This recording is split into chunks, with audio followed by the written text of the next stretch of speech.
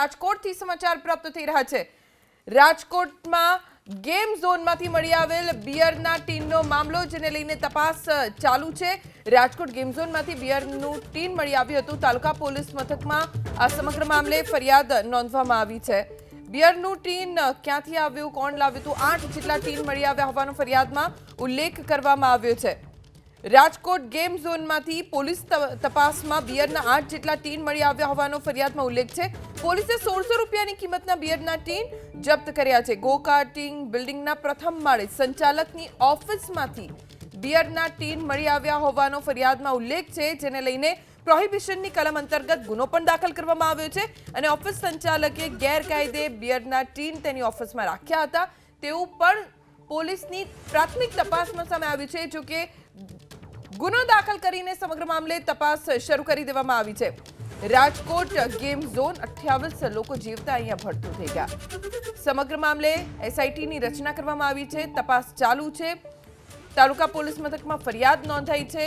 6 લોકોની સામે નામજોગ ફરિયાદ દાખલ થઈ છે। તપાસમાં જાણવા મળ્યું છે કે બિયરના 8 જેટલા ટીન ગેમ ઝોનમાંથી મળી આવ્યા, એ પણ ગો કાર્ટિંગ બિલ્ડિંગના પ્રથમ માળે સંચાલકની ઓફિસમાંથી બિયરના 8 ટીન મળી આવ્યા।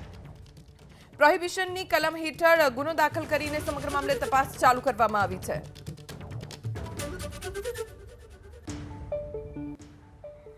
તાલુકા પોલીસ મથકમાં ફરિયાદ નોંધવામાં આવી છે અને ફરિયાદમાં ઉલ્લેખ છે બિયરના ટીન ક્યાંથી આવ્યા, સંચાલક અહીંયા દારૂની મહેફિલ પણ માણતા હોઈ શકે છે અને બેદરકારી કઈ હદે છે એ તો આપણે સૌ કોઈએ જોયું। 28 લોકો અહીંયા જીવતા ભડથું થઈ ગયા। હજી એસઆઈટી તપાસ કરી રહી છે અને હજી પણ આ મામલે મોટા ખુલાસા થાય તેવી શક્યતા છે। 1600 રૂપિયાની કિંમતના બિયરના ટીન જપ્ત કરવામાં આવ્યા છે।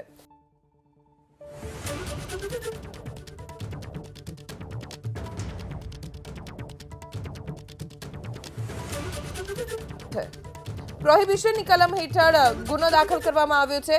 ગો કાર્ટિંગ બિલ્ડિંગના પ્રથમ માળે જ્યાં સંચાલકની ઓફિસ હતી ત્યાં બિયરના ટીન મળી આવે છે। જો કે હાલ તો 8 ટીન મળી આવે છે, પણ આખું બોક્સ એટલે કે આખું કેરેટ બિયરનું અહીંયા રાખવામાં આવ્યું હોઈ શકે છે। પોલીસ હવે રિમાન્ડ મેળવશે આ આરોપીઓના અને પછી આકરી પૂછપરછ કરશે, કારણ કે અહીંયા બેદરકારી દાખવવામાં આવી છે, 100%ની વાત છે અને સંચાલકોની બેદરકારીના કારણે જ 28 લોકોને જીવ ગુમાવવાનો વારો આવ્યો।